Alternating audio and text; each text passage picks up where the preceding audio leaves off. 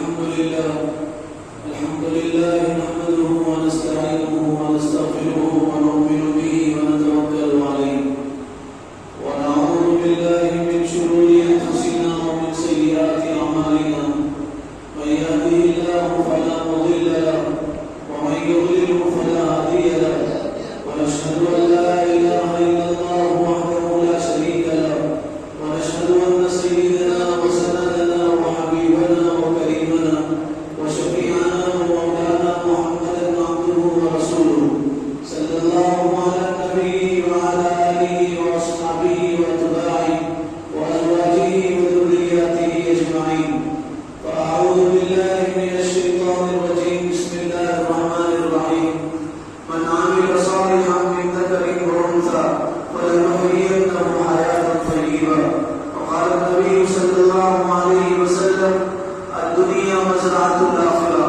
وقال عليه الصلاة والسلام: الدنيا خلقت لكم وأنكم خلقتم للآخرة.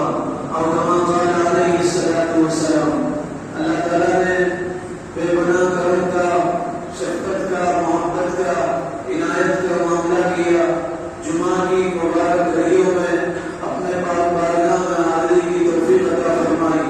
اللہ تعالیٰ ہم سب کے حاضر ہونے کو، جڑنے کو، مل بیٹھنے کو، سننے سنانے کو بے پناہ قبول فرمائے.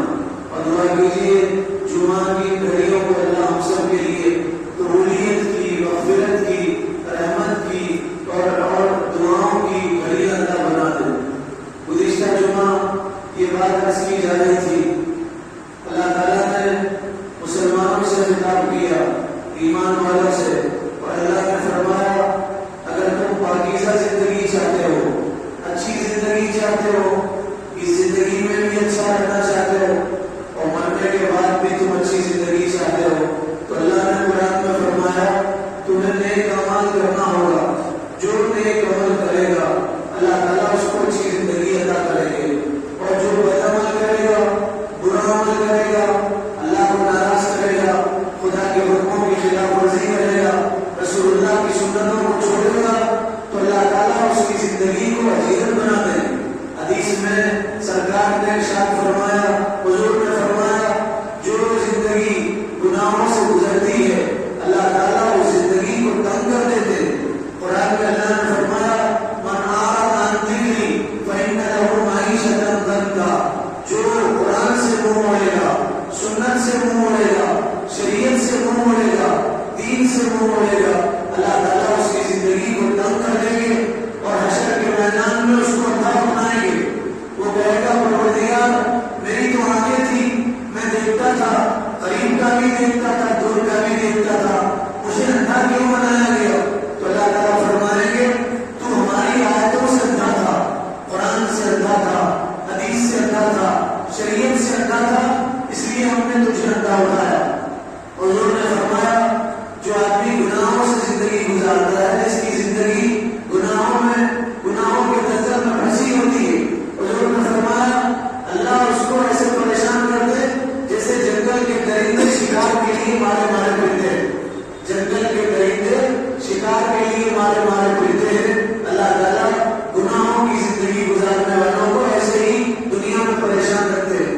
فرمایا اچھی زندگی گزارو تو تمہاری موت بھی اچھی ہوگی، موت کے بعد والی زندگی اچھی ہوگی. تم نیک عمل کرو تو تمہاری زندگی میں اللہ تعالیٰ سکون عطا کریں گے، چین عطا کریں گے. آپ تاریخ پڑھو، صحابہ کی تاریخ پڑھو، ان کے پاس کچھ نہیں تھا، بیٹھنے کپڑے نہیں تھے، کھانا ان کے پاس میں نہیں تھا، علاج کے لیے دوا ان کے پاس نہیں تھی، رہنے کے لیے گھر ان کے پاس نہیں تھا. زمین کو لیتے تو ان کو نیند آ جاتی تھی. حضرت عمر کے بدن میں 17 پیون تھے. حضرت عمر جمعہ کا خطبہ دے رہے تھے اور جمعہ کا خطبہ دیتے ہوئے ایک صاحب نے حضرت عمر کے کپڑوں کے پیون کو شمار کیا تو 17 پیون تھے، یعنی 17 جگہ سے کپڑا بھرا ہوا تھا اور اس میں پیون لگا تھا. اور آدھی دنیا کے بادشاہ تھے اور سو جاتے تھے، چٹائی کی ضرورت نہیں تھی، بچھونے کی ضرورت نہیں تھی. جس زمین پہ سو جاتے تھے اللہ تعالیٰ ان کو سکون عطا فرماتے تھے اور انہیں نیند آ جاتی تھی. ان کا تعلق اللہ سے تھا. رات ان کی مسلح پہ گزرتی تھی، دن ان کا گھوڑے کے پیٹ پہ گزرتا تھا. زندگی میں سکون تھا، راحت تھی. ایک وقت کا کھانے کے بعد دوسرے دوسرے وقت کے کھانے کے لیے ان کے پاس انتظام نہیں تھا، لیکن ان کے یہاں راحت تھی، دنیا کی سب سے بڑی دولت ان کے پاس تھی، اطمینان ان کے پاس تھا۔ آج پوری دنیا اطمینان حاصل کرنے کے لیے پریشان۔ چاند پہ لوگ پہنچے اس لیے پہنچے ہمیں سکون ملے، اور چاند پہ پہنچنے کے بعد بھی ان کو سکون نہیں، راحت نہیں۔ آپ نے سنا ہندوستان چاند پہ پہنچ گیا اور چاند کے اس حصے میں پہنچا جہاں آج تک کوئی نہیں پہنچ سکا۔ بتاؤ چاند پہ پہنچنے کے بعد کیا ہندوستانی حکومت یہ دعویٰ کر سکتی ہے کہ ہمارے یہاں کے لوگ اب ان کو اطمینان ہو گیا، اب ان کو سکون مل گیا، اب ان کو راحت مل گیا، اب ان کو کوئی ٹینشن نہیں ہے اور ان کو کوئی غم نہیں ہے اور ان کو کوئی فکر نہیں؟ چاند پہ پہنچنے کے بعد فکر زیادہ بڑھ گئی، چاند پہ پہنچنے کے بعد بے سکونی زیادہ ہوگی۔ سب سے بڑی دولت دنیا کی آدمی کو اطمینان ملے، سکون ملے۔ سکون صرف دین میں ہے، شریعت پہ عمل کرنے میں ہے، نماز پڑھنے میں ہے، اللہ کو یاد کرنے میں ہے، دنیا میں نہیں ہے۔ جو نیک عمل کرے گا اللہ تعالیٰ اس کو پاکیزہ زندگی عطا کرے گا۔ حضرت خدیجہ رضی اللہ تعالیٰ عنہا حضور کی پہلی بیوی، آپ صلی اللہ علیہ وسلم کی پہلی شریک حیات حضرت خدیجہ رضی اللہ تعالیٰ عنہا، ہم سب کی ماں حضرت خدیجہ رضی اللہ تعالیٰ عنہا۔ حضرت خدیجہ 40 سال کی تھی، عمر 40 سال، حضور کی عمر مبارک 25 سال کی تھی۔ حضرت خدیجہ سے آپ کا نکاح ہوا، آپ کا عمر تھی، حضرت خدیجہ کی عمر زیادہ تھی۔ حضور نے اپنے عمل سے قیامت تک کے لوگوں کو بتایا، دیکھو اگر لڑکی عمر میں بڑی ہے، لڑکی عمر میں بڑی ہے اور اس کے پاس دین ہے، اخلاق ہے، تو اس سے شادی کرو۔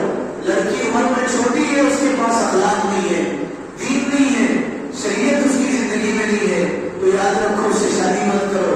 شادی میں عمر میں دیکھو، اس کے اخلاق دیکھو، اس کا کردار دیکھو، اس کا کریکٹر دیکھو، اس کا دین دیکھو، اس کی شریعت دیکھو، اس کی نماز دیکھو، اس کی حیا دیکھو، اس کی پاک دامنی دیکھو۔ اگر اس کی پاک دامنی دیکھو گے تو تمہاری زندگی اس کے ساتھ سکھ سے گزرے گی، اور اگر تم اس کا گھر دیکھو گے، اس کا زر دیکھو گے، اس کے پاس کی دولت دیکھو گے، زمین جائیداد دیکھو گے، اس کی خوبصورتی دیکھو گے، تو تمہاری زندگی سے سکون خارج ہو جائے گا اور برباد ہو جائے گا۔ گھر اللہ تعالیٰ نے سکون کے لیے بنایا، گھر اللہ تعالیٰ نے سکون کے لیے بنایا۔ قرآن میں ہے گھر کو سکونت اس لیے کہا جاتا ہے، اس میں آنے کے بعد آدمی سکون حاصل کر لیتا ہے۔ عورت کو اللہ نے سکون کے لیے بنایا، لتسکنوا الیہا، عورت سکون حاصل کرنے کے لیے ہے۔ رات اللہ تعالیٰ نے سکون کے لیے بنایا۔ جس کو عورت صحیح نہیں ملے، نہ اس کی رات سکون میں ہے، نہ اس کے گھر میں اس کو سکون ہے۔ عورت اچھی ہے، دیندار ہے، تو اس کی رات بھی سکون سے گزرے گی، گھر میں آنے کے بعد اس کو محسوس ہوگا وہ جنت میں آ گیا۔ اور اگر جس کو عورت اچھی نہیں ملی، اس کی زندگی میں اسے نہ رات میں سکون ہے، نہ اسے گھر میں سکون ہے۔ اس لیے فرمایا دیندار عورت کو دیکھو شادی کرو، اس کے پاس دولت مت دیکھو، غریب ہے شادی کرو، یتیم ہے شادی کرو، گھر نہیں ہے اس کے پاس، اس سے شادی کرو، پہننے کپڑے نہیں ہے لیکن اس کے پاس دین ہے، شریعت ہے، اس سے شادی کرو۔ لڑکے میں کیا دیکھو؟ لڑکے میں اس کی دینداری دیکھو۔ سکون اسی لیے نہیں ہے جمعہ 8 دن نہیں ہو رہے، طلاق تک نوبت پہنچ گئی، شادی ہو کے جمعہ 8 دن نہیں ہو رہے، طلاق تک نوبت پہنچ گئی۔ آدمی دولت دیکھ کے شادی کرنا، اپنی بیٹی دولت مند کو دینے کی کوشش کر رہا ہے، جس کا گھر بڑا ہے، جس کا فکس ڈپازٹ ہے، جس کا بینک بیلنس ہے، اس کو اپنی لڑکی دینے کی کوشش کر رہا ہے، اور پھر 4 دن نہیں ہوتے پھر وہ جلاد بنتا ہے، فرعون بنتا ہے، ظالم بنتا ہے، پھر وہ تمہاری بیٹی پہ ظلم کرتا ہے اور زندگی بھر خون کے آنسو رلاتا ہے۔ رسول اللہ صلی اللہ علیہ وسلم نے حضرت خدیجہ کے اخلاق دیکھا، حضرت خدیجہ کا کردار دیکھا، حضرت خدیجہ کا حسن اخلاق دیکھے۔ آپ نے 25 سال کی عمر میں 40 سال کی عورت سے شادی کیا، اور وہ جو لوگ اپنی زبانوں سے حضور کی شان کو گستاخی کرتے ہیں اور یہ کہتے ہیں آپ نے 11 بیویوں سے شادی کیا، وہ تاریخ تو پڑھو رسول اللہ کی۔ 25 سال کی عمر، نوجوان ہیں آپ، جوانی کی عمر میں ادھیڑ عمر کی عورت سے آپ نے شادی کر کے اپنا کردار دنیا والوں کو بتایا، اپنا اخلاق بتایا، اور یہ بتایا آپ نے خواہش کے لیے شادی نہیں کیا تھا، اللہ کا حکم پورا کرنے کے لیے شادی کیا۔ حضرت خدیجہ سے آپ کا نکاح ہوا۔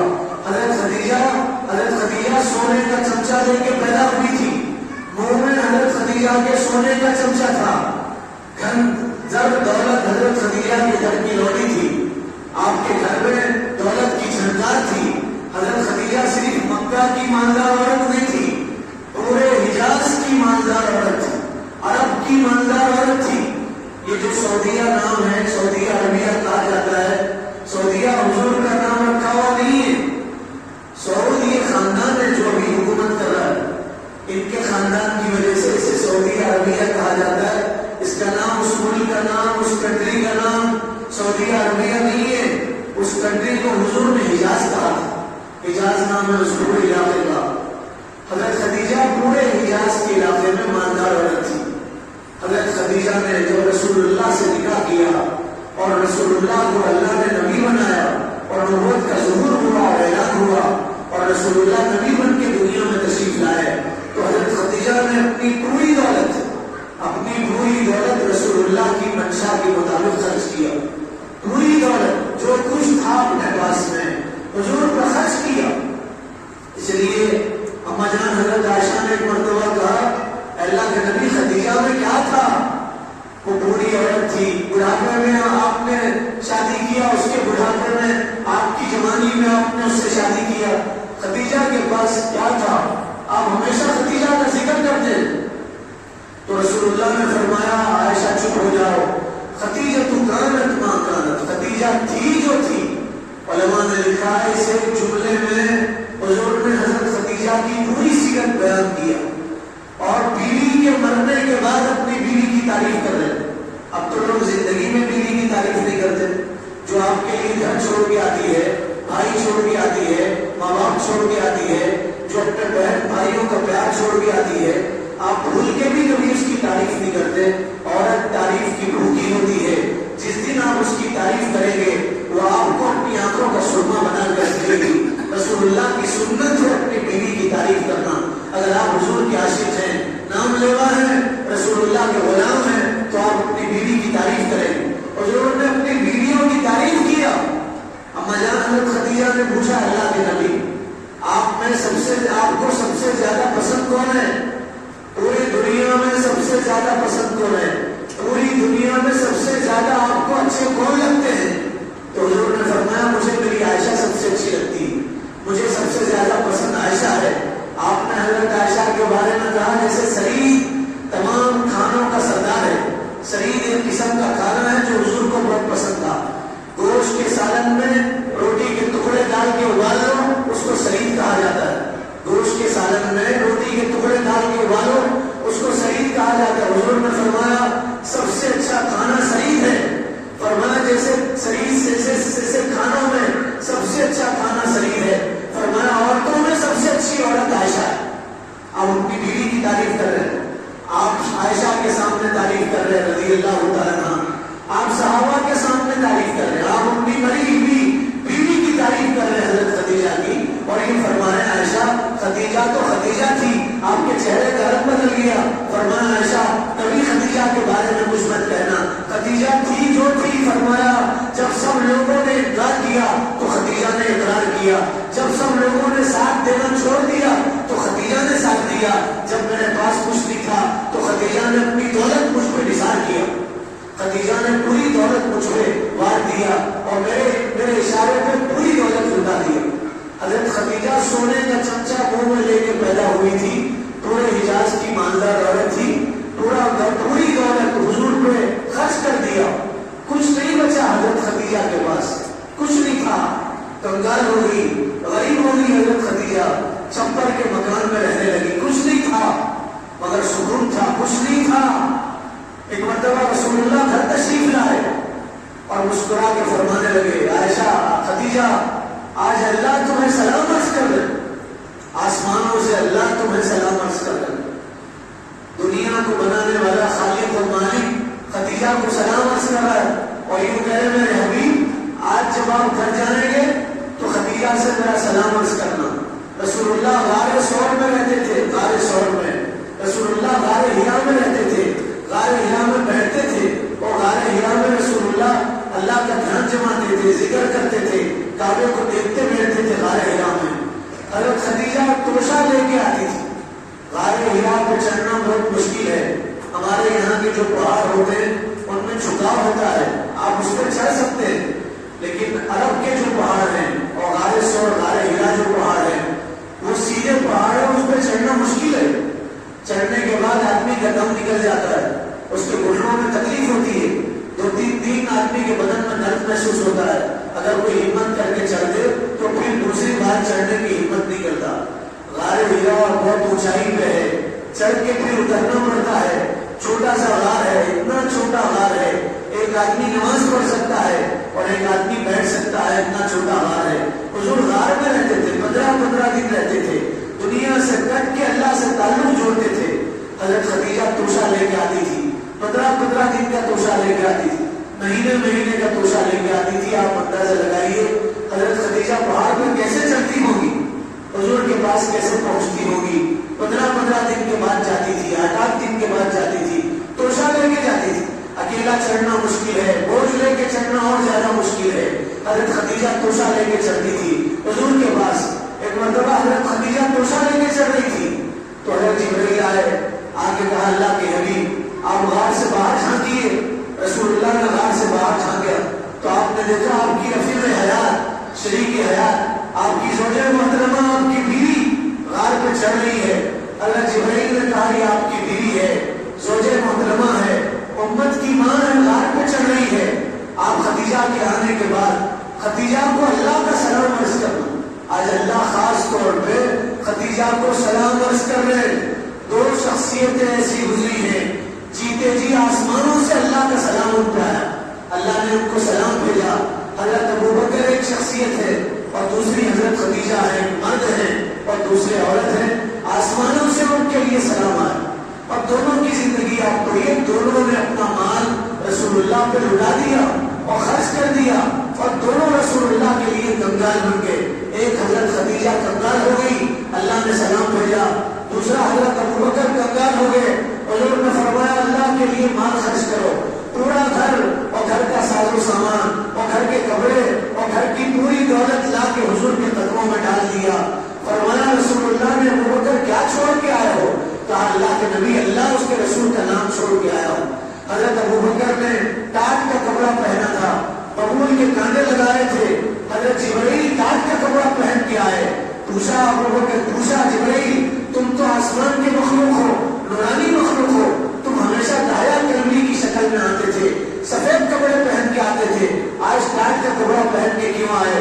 تو حضرت جبرائیل نے کہا ابوبکر نے ٹاٹ کا کپڑا پہنا، اللہ اس کے رسول کی محبت میں اللہ نے سارے فرشتوں سے کہا آج ٹاٹ کا کپڑا پہنو ابوبکر کی نقل میں، ابوبکر نے ٹاٹ کا کپڑا پہنا، تم بھی ٹاٹ کا کپڑا پہنو، پورے آسمان کے فرشتوں نے ٹاٹ کا کپڑا پہنا۔ پھر حضرت جبرائیل نے کہا ابوبکر آ رہے ہیں، ان کو اللہ کا سلام عرض کرنا۔ حضرت ابوبکر آئے اور کہا حضور نے ابوبکر آج اللہ نے آپ کو خاص سلام عرض کیا۔ حضرت ابوبکر کے بدن میں راشا طاری ہوا، خوشی سے جھومنے لگے، کہنے لگے کیا اللہ نے مجھے سلام بھیجا ہے؟ حضور نے فرمایا ہاں ابوبکر اللہ نے آسمانوں سے تمہیں سلام بھیجا ہے۔ کچھ نہیں تھا آسمانوں سے سلام آتا تھا، کچھ نہیں تھا اللہ نے ان کی زندگی کو پاکیزہ بنایا تھا، کچھ نہیں تھا، ظاہری اسباب نہیں تھے، مال و دولت نہیں تھی، مال و دولت نہیں تھا ان کے پاس، لیکن ان کے پاس نیک اعمال تھے، خدا رسول کی سچی محبت تھی۔ اللہ تعالیٰ نے ان کی زندگیوں کو پاکیزہ بنایا، قیامت تک اللہ نے دستور بنایا، اصول بنایا، اسوہ بنایا، قدوہ بنایا، اور فرمایا جو نیک عمل کرے گا اللہ اس کی زندگی کو پاکیزہ بنا دے گا، جو نیک عمل کرے گا اللہ تعالیٰ اس کی زندگی کو پاکیزہ بنا دے گا۔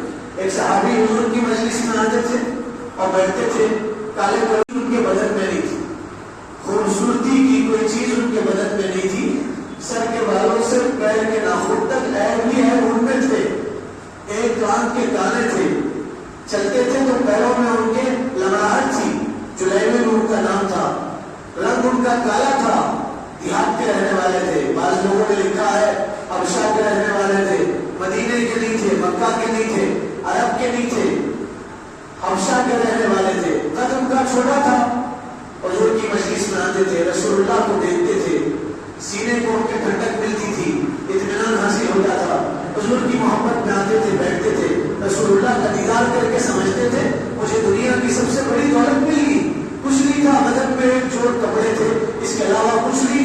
نہ ان کا گھر تھا نہ ان کا در تھا، نہ ان کے عزیز تھے نہ قریب تھے، اکیلے تھے، نہ ان کے خاندان کے کوئی لوگ تھے، اکیلے تھے، مدینے میں صفا چبوترے میں پڑے رہتے تھے، کوئی کھجور دیتا کھا لیتے، کہیں سے ستو آ جاتا کھا لیتے، پانی مل جاتا پی لیتے، کچھ نہیں آتا تو روزہ رکھ لیتے اور صفا چبوترے پہ پڑے رہتے تھے۔ آج بھی جب آپ مدینہ منورہ جائیں گے، وہ محبتوں کی سرزمین پہ جائیں گے، محبت کے شہر میں جائیں گے، مدینہ جائیں گے جہاں ہر مسلمان کے جانے کی تمنا ہوتی ہے، آپ جائیں گے رسول اللہ کے روزے کے پیچھے سائڈ میں چبوترا بنا ہے، اس چبوترے پہ بیٹھیں گے، آپ کو رونا نہ آئے تو آپ کہنا وہ چبوترا جس پہ صفا جس پہ صحابہ بیٹھتے تھے، جس کا کوئی نہیں ہوتا تھا صفا چبوترے پہ پڑے رہتے تھے، جن کا خاندان نہیں ہوتا تھا، گھر نہیں ہوتا تھا، صفا چبوترے پہ پڑے رہتے تھے۔ 70 صحابہ، بعض علماء نے لکھا ہے 150 صحابہ، وہ نبوت کے طلبگار، نبوت کے علم کے طلبگار، حضور کے شاگرد رسول اللہ کے وارث صفا چبوترے پہ پڑے رہتے تھے۔ اگر جلیبی بھی صفا چبوترے پہ پڑے رہتے تھے، کبھی رسول اللہ کے پاس آتے، محبت سے حضور کو دیکھتے، رسول اللہ کا ہاتھ لے کے چومتے، وہ ہاتھ جس کی قسم اللہ نے قرآن میں کھایا اس کو چومتے، اس کو بوسہ دیتے، خوشی کا اظہار کرتے۔ ایک مرتبہ رسول اللہ نے اپنے مخلص صحابی، سچے صحابی، سچے وفادار، سچے عاشق جلیبی سے پوچھا، جلیبی تمہارا نکاح ہوا، تمہاری شادی ہوئی؟ تو حضرت جلیبی نے کہا اللہ کے نبی میرا کون کام لگائے گا، سستی قیمت ہے میری۔ فرمایا اللہ کے نبی میری سستی قیمت ہے، میرا دام کون لگائے گا، مجھ سے شادی کون کرے گا؟ رسول اللہ نے حضرت جلیبی کو قریب بلایا اور بلا کے فرمایا جلیبی دنیا میں تمہاری قیمت ہو یا نہ ہو لیکن اللہ کے نزدیک تمہاری بہت قیمت ہے، اللہ کے نزدیک بہت بڑا مقام ہے اور خدا کے نزدیک تمہارا بہت بڑا مرتبہ ہے۔ پھر آپ نے فرمایا جلیبی تمہاری شادی نہیں ہوئی؟ تو فرمایا اللہ کے نبی مجھے کون بیٹی دے گا؟ دوسرے دن پھر جلیبی آئے، حضور نے فرمایا جلیبی تمہاری شادی ہوئی؟ ارے جلیبی نے کہا اللہ کے نبی نہیں ہوئی، مجھے کون لڑکی دے گا؟ میں کم قیمت کا آدمی ہوں، میری قیمت کون لگائے گا؟ رسول اللہ نے دوسرے دن کہا جلیبی دنیا میں تمہاری قیمت کم ہو لیکن اللہ کے نزدیک اور آخرت میں تمہاری قیمت بہت زیادہ ہے۔ تیسرے دن پھر آئے جلیبی، حضور نے پھر پوچھا جلیبی تمہارا نکاح ہوا؟ ارے جلیبی نے کہا اللہ کے نبی مجھے کون لڑکی دے گا، میرے پاس کچھ نہیں ہے، میں عرب کا نہیں ہوں، میں غلام ہوں، غلامی کی زندگی گزارنے والا ہوں، مجھے کون لڑکی دے گا؟ حضور نے حضرت جلیبی کو قریب بلایا، سر پہ ہاتھ پھیرا، فرمایا جلیبی فلاں قبیلے والے سردار کے پاس جاؤ، دروازہ بجاؤ اور اس سردار سے کہو کہ اللہ کے رسول نے بھیجا ہے اور تمہاری بیٹی سے میری شادی کر دوں۔ حضرت جلیبی خوش ہو گئے، اندھے کو کیا چاہیے؟ آنکھیں چاہیے، بھوکے کو روٹی کے 2 ٹکڑے چاہیے، اور کیا چاہیے؟ حضرت جلیبی خوش ہو گئے، پیر زمین پہ رکھتے تھے لیکن خوشی سے پیر زمین پہ نہیں پڑتے تھے۔ حضرت جلیبی خوش ہو گئے، حضور نے میرے نکاح کا انتظام کر دیا، پیغام بھیجا ہے، سردار کی بیٹی ہے اور سردار کی ایک ہی بیٹی تھی اور وہ خوبصورت بیٹی تھی اور اس سردار نے اپنے بیٹی کی اچھی تربیت کیا تھا، اس کو اچھے اخلاق سکھائے تھے، اس کی اچھی تعلیم کا انتظام کیا تھا۔ بیٹیوں کو صرف تعلیم مت دو، تعلیم فتنہ ہے، صرف تعلیم فتنہ ہے۔ میری یہ بات دل کی تختی پہ نوٹ کرو، صرف تعلیم بیٹیوں کو دو، خالی تعلیم، صرف تعلیم سراسر فتنہ ہے۔ تعلیم تربیت کے ساتھ دو گے، تعلیم دین کے ساتھ دو گے تو دنیا آخرت کی خیرخواہی کا ذریعہ بنے، اور اگر تعلیم صرف تعلیم دو گے تو آپ کی بیٹیاں آپ کا نام رسوا کرے گی اور آپ کو بے عزت کرے گی اور آپ کو بدنام کرے گی، دنیا میں بھی اور آخرت میں۔ صرف تعلیم سراسر فتنہ ہے بغیر تربیت کے، صرف تعلیم بغیر دین کے سراسر فتنہ ہے۔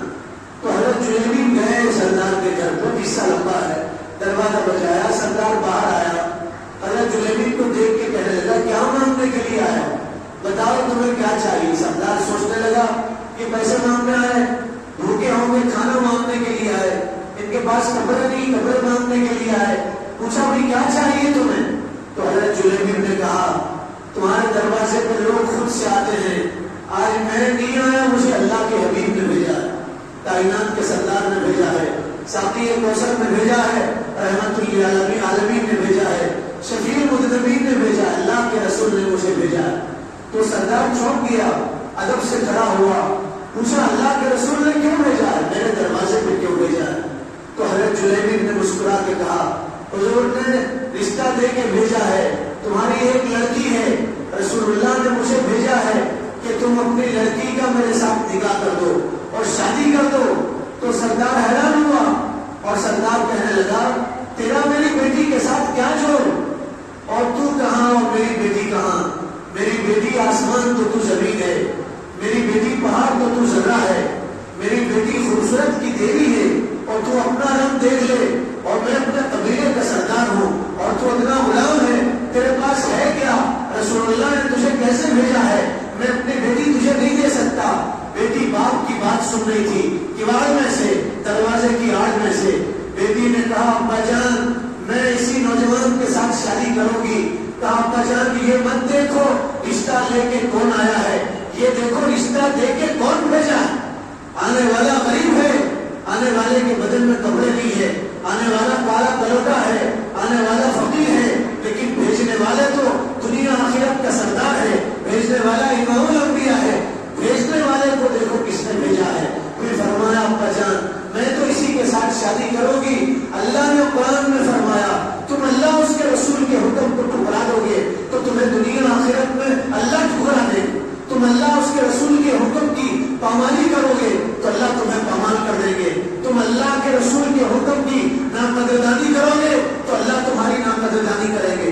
اللہ نے بھیجا، اللہ کے رسول نے بھیجا ہے، میں اس کے ساتھ شادی کروں، میں حضور کے حکم کو ٹھکرا نہیں سکتی، میں اسی نوجوان کے ساتھ شادی کروں گی۔ باپ بے بس ہو گیا، باپ نے سمجھایا، بیٹی نے کہا نہیں اللہ کے رسول نے بھیجا ہے، میں اس کو نہیں دیکھوں گی، میں اللہ کے رسول کو دیکھ کے اس کے ساتھ شادی کروں۔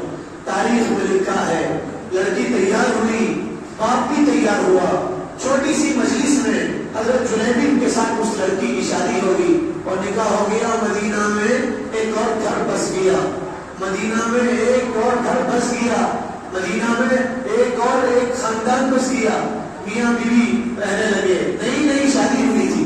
کیا جوڑ؟ ہمارے معاشرے میں کہتے مسکے میں مکڑا، پیڑے میں مکڑا۔ لڑکی بے انتہا خوبصورت تھی، جلیبی خوبصورت نہیں تھے، لیکن ایک گھر بس گیا اور وہ لڑکی حضرت جلیبی کو بہت چاہتی تھی اور بے انتہا محبت کرتی تھی، حضرت جلیبی بھی اس سے بہت محبت کرتے تھے، دونوں کی زندگی اچھی گزر رہی تھی۔ مدینہ میں اعلان ہوا کل صبح اللہ کے راستے میں جانا ہے، لشکر تیار کرو۔ ماؤں سے کہا جانے لگا مائیں اپنے نوجوانوں کو تیار کریں، ماؤں سے کہا جانے لگا مائیں اپنے نوجوانوں کو دلہے بنائیں، اللہ کے راستے کی دلہے بنائیں، تیر تلواروں سے ان کے بدن کو سجائیں، تیر تلواروں سے ان کے بدن کو سنواریں، یہ جنت کے دلہوں کو تیار کریں۔ اعلان ہوا بیویاں اپنے شوہروں کو تیار کریں، اللہ کے راستے میں بھیجیں۔ رات تھی، سناٹا تھا، حضرت جلیبی کے کان میں آواز پڑی، بیوی سے کہنے لگے صبح ہونے سے پہلے مجھے رسول اللہ کی خدمت میں حاضر ہونا ہے، میرے تیر لاؤ، کمان لاؤ، تلوار لاؤ، ڈھال لاؤ، زرہ لاؤ، گھوڑا لاؤ۔ بیوی نے شوہر کو تیار کیا، تھوڑے دن کی شادی تھی، دلہے تھوڑے دن پہلے بنے تھے، ابھی ان کی زندگی شروع نہیں ہوئی تھی، مختصر ایام ہوئے تھے، تھوڑے دن ہوئے تھے۔ دلہن نے شوہر کو تیار کیا اور دلہے بھی اللہ کے راستے میں چلے گئے۔ اللہ تعالیٰ نے مسلمانوں کو غلبہ دیا، مسلمانوں کو فتح دیا، جیت مسلمانوں کی ہوئی۔ حضور نے فرمایا شہیدوں کو تلاش کرو، لوگوں نے شہیدوں کو تلاش کیا، شہید رسول اللہ کے پاس لائے گئے، حضور نے شہیدوں کو دیکھا، جنت کی خوشخبری سنایا۔ آپ نے فرمایا ہر تفقدون احد منی، بتاؤ تم کسی کو گم پاتے ہو؟ کوئی ایک ہے جو مل نہیں رہا، شہید ہے۔ صحابہ نے فرمایا اللہ کے نبی ہم نے سب کو تلاش کیا، پورے شہداء آپ کے پاس لائے گئے، اب کوئی شہید مسلمانوں میں سے باقی نہیں ہے۔ حضور نے فرمایا تلاش کرو، ایک شہید باقی ہے، تمہیں نہیں مل رہا ہے۔ پھر شہیدوں کی تلاش ہوئی، پھر صحابہ نے آگے کہا اللہ کے نبی سب شہید مل گئے، کوئی شہید باقی نہیں ہے۔ حضور نے فرمایا ایک شہید باقی ہے، اسے تلاش کرو۔ صحابہ نے فرمایا کون سا شہید؟ حضور نے فرمایا جلیبی شہید ہوا ہے، جلیبی کو تلاش کرو۔